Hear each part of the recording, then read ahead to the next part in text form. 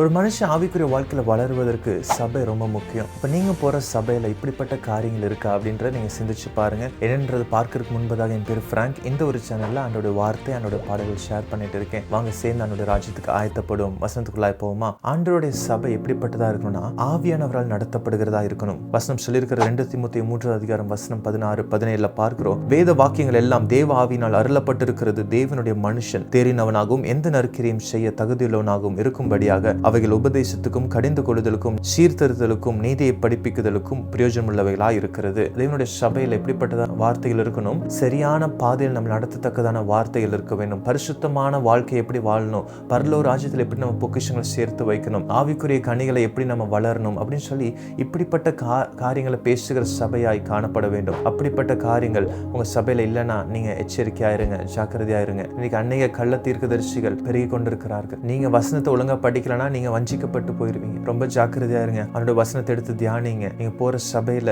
இயேசுவை பற்றியும் அவருடைய பாவ மன்னிப்பை குறித்தும் சொல்லி பிரசங்கிக்கிற சபையா இருக்கிறதா, இல்ல வெறும் ஆசீர்வாதத்தை குறித்து நீங்க உலகத்துல நல்ல கார் வாங்குவீங்க, வீடு வாங்குவீங்கன்னு சொல்லி அப்படிப்பட்ட காரியங்களை பேசுகிற சபையா இருக்கிறதா, ஆவியோடும் உண்மையோடும் ஆராதிக்கிற சபையா இருக்கிறதா அப்படின்னு ஆராய்ந்து பாருங்க. கர்த்தர் தாமே உங்கள் அனைவரையும் ஆசீர்வதிப்பாராக. God bless you.